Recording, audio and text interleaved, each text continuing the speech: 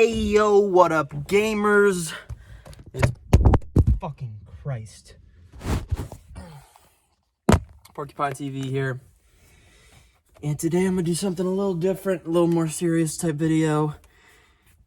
Do a book review. No movies, no video game talk. We're talking about literature. Good old literature. We're gonna do the Game of Thrones series review. A Song of Ice and Fire, actually. Books are called... Fuck me. The books are called Song of Ice and Fire. I just won't have to say that so the nerds don't correct me. I used to love reading as a child, but in middle school, high school, I developed a condition known as Zoomer brain, where you play so much video games and watch so much fucking YouTube TikToks that your attention span becomes that of a retarded animal, and you can't actually read a full book from front to back without killing yourself. I just developed an autistic attention span. So last year I decided to get back into reading, and George R.R. Martin at the time, he was just absolutely killing the game. Elden Ring had just came out. The new Game of Thrones show had just came out. George was just killing it. So I thought, what better series to start getting back into reading than the Game of Thrones series? And that probably wasn't the best idea, because these books are like incredibly densely packed with information, a lot of stuff you have to remember. And yeah, it can be a bit overwhelming, but I knew that from watching the show, I knew the story was good, so I stuck it through, and I'm really glad I did. These books are excellent, the best series I've ever read. So I'd already seen the Game of Thrones show going into this reading, and yeah, I don't really like this show. I kind of have the same opinion most people do, that the later seasons are pretty trash. But they only got bad after they surpassed Martin's material. So I think I can say safely the books are a million times better than the show. One of my favorite things about the series is how the story is told. Whereas most books, it's like one POV character. You're getting it from one person's perspective. Here it's like a bunch of POV characters. Every chapter is a new character. Here's like a Tyrion chapter, a Davos chapter. Every chapter is a completely different person's POV. Every time you get to a new chapter, it essentially feels like you're reading a completely different book from the last chapter, because there's a new POV character, a whole different cast of characters around this POV character. You know, the characters are very spread out location-wise. You can read one chapter and you're all the way at the north on the wall, and then the next chapter, it's a Daenerys chapter, and now you're all the way south. And it just really makes you feel connected with each character way more. And it's good world building. You get to see every single location. You get to know the people, what the people are like in these various different locations. It just makes the world feel so much more in-depth and real than if we just had one person's point of view. It also makes it sort of more relatable. There's so many POV characters in these books, like you're bound to relate with at least a few. I really enjoyed Tyrion's chapters, Ned's chapters, and later Cersei's chapters are really interesting. Cersei is like this master manipulator character. Everything she does is part of some scheme. And since you're reading it from her perspective, you get to hear all her thoughts, you know, how everything, she'll say something and then you hear her thoughts and it's like, oh, this is just, she doesn't actually believe anything she's saying. This is part of some overarching scheme. It was just interesting to sort of see the perspective of a master manipulator. I really enjoyed her chapters. With all these positives of the POV characters, it also comes with some negatives. It can be extremely overwhelming with how much information is thrown at you. There's so many names you have to remember, so many locations you have to remember. There are literally points where a person will name off like 10 different names or like 10 different locations, and I'm just looking at the page like, I don't recognize a single one of these people or locations.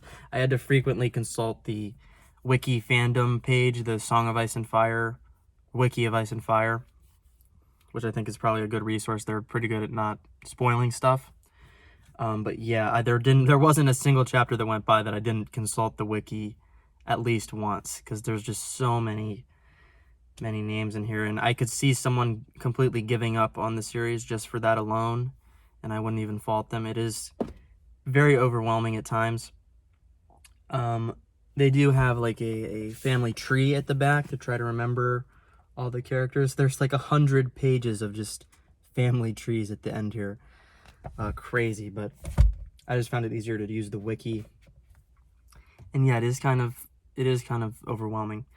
Also, since there's so many different POV characters, there can be long breaks in between, like when you see a character. You might have a Daenerys chapter, at the beginning of one book, and then you don't get to see Daenerys again until like 400 pages later.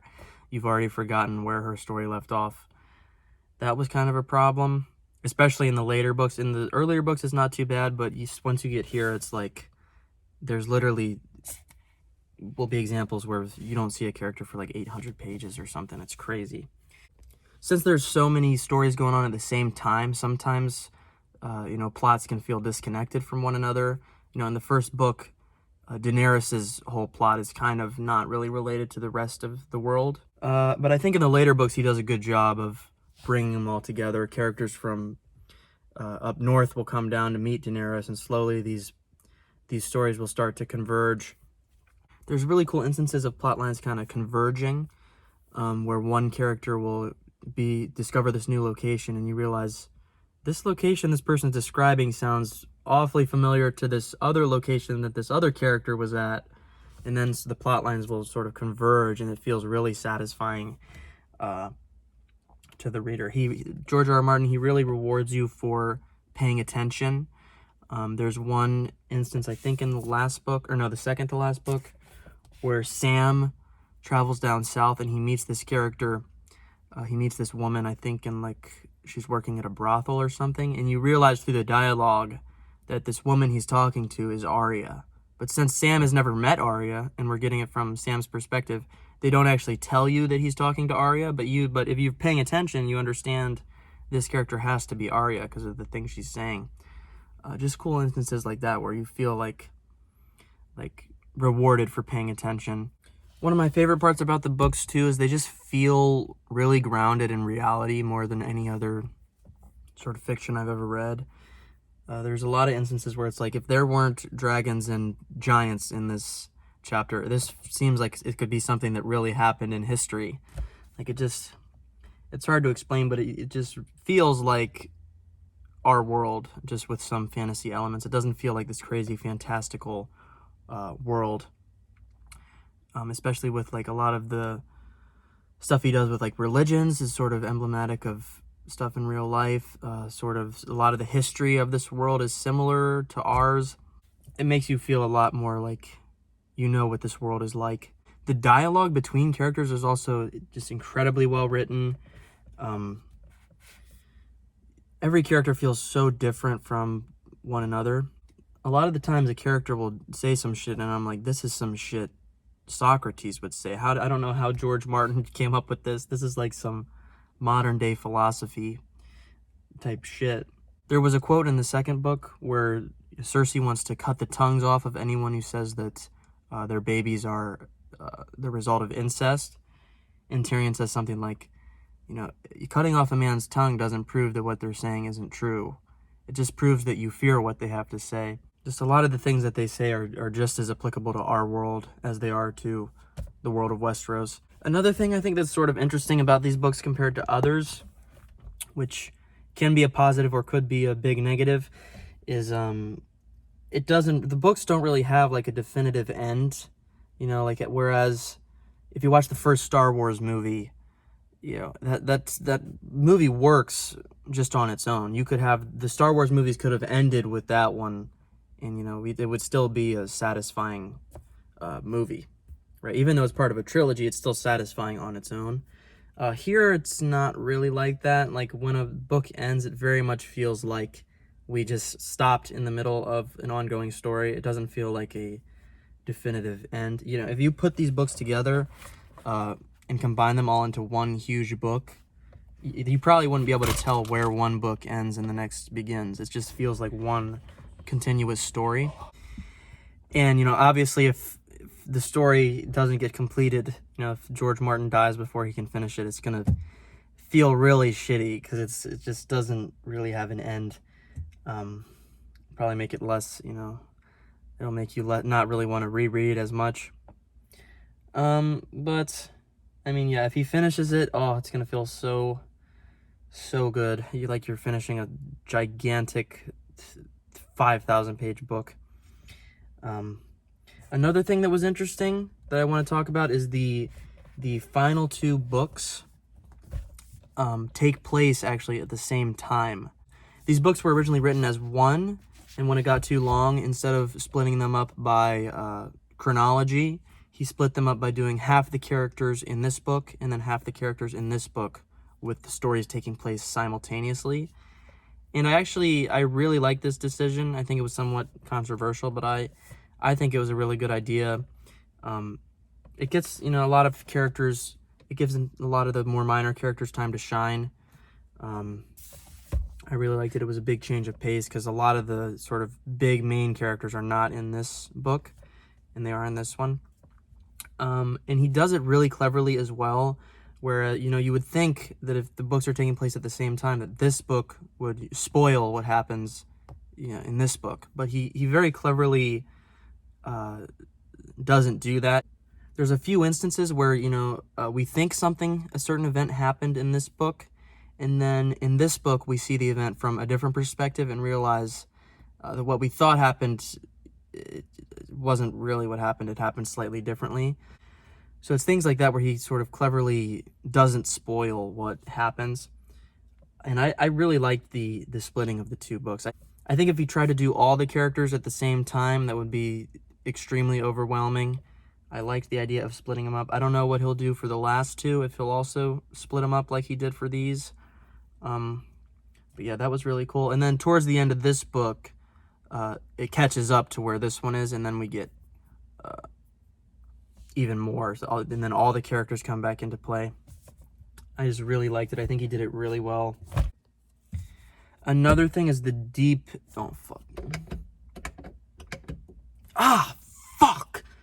I also really liked the lore of the books. The world has just a deep lore, deep history. When I was reading the first book, I was thinking like, oh my god, he must have spent months in advance just coming up with the lore for this world before he wrote the books. But in interviews, it kind of sounds like he just wrote it. He just came up with the lore as he went. That kind of blew my mind. I didn't think that would be possible. But yeah, I really like the history of this world. It's really cool. I'm going to read the spin-off books as well about the history. I also want to talk about some of the differences between the show and the books. One of the main things you'll probably notice when reading is that the characters are significantly younger in the books than they are in the show. Whereas, I think Jon Snow and Daenerys were like late teens, early 20s in the show. Here, Daenerys is like 13. Jon is like 14, maybe. Yeah, a lot of the characters are just way younger than they were in the books, which makes the rape and incest scenes a lot more sexy. That's a joke. That's a joke. Please don't put me on an FBI watch list for that one. But yeah, the characters are way younger, and a lot of the more childish things the characters do make a lot more sense in the books than they do in the show. You can tell also from looking at the length of the books, when they started to rush making the TV show. They turned this book, which is, moderately thick, into one season. They turned the second book, they adapted this also into one season. This is about as long as the first book. Then the third book is so much longer than the other two that they actually adapted it into 2 seasons. This is season 3 and 4. But then you get to the final 2 books. These together are significantly longer than the third book. But they did this only in 1 season. I don't know why they did that. But yeah, you can definitely feel in the show how much more rushed it is compared to the books. There's a lot of stuff also that's just left out of the show as well that's in the books. Entire POV characters just aren't in the show. And yeah, I feel like the books might end up being a lot different because there's a lot of storylines that, could go somewhere where they didn't go in the show. So I'm curious to see how they end it, if he gets around to writing the books. But yeah, just overall, I really enjoyed the series. I would rank it as 10 out of 10. Perfect series. Highly recommend. Definitely with those caveats I mentioned of it can be extremely overwhelming with all the characters. Another thing that was kind of different from the show is the dragons in the books. I feel like they feel like way harder to control than they were in the show. Like by the end of the last book, it still feels hopeless that Daenerys is ever going to get these dragons under control. I mean, these dragons do whatever the fuck they want. They do not care about people. Yeah, it just seems really hard to get a dragon. You really feel how just uncontrollable these dragons are, where I haven't really seen that in most fantasy. It just seems kind of easy to like conquer a dragon. Here they really feel like just monstrous, just crazy creatures. And then the biggest game changer I think about the difference in the books and the shows is just that you get every single character, you can hear all of their thoughts. Instead of it having to be portrayed through acting, we know everything Cersei's thinking, we know everything Jon Snow's thinking, and it makes you so much more invested in these politics of who's gonna win the throne. You know everyone's schemes that they're planning in their head for how they're gonna win the throne. I really liked it. The plot is also, I haven't really talked much about the plot. It's really good. Very unpredictable, as a lot of people have probably said. You don't know which characters are going to die, which are going to survive. And yeah, it's really good. Just following the characters' arcs through the books. I mean, you almost don't realize how much they've grown as people until you go back and remember from the first book how different the characters were. You really are invested in who's going to win this War of the Five Kings. You're invested in what's going to happen beyond the wall as well with the White Walkers. It's just really good. It's God tier stuff.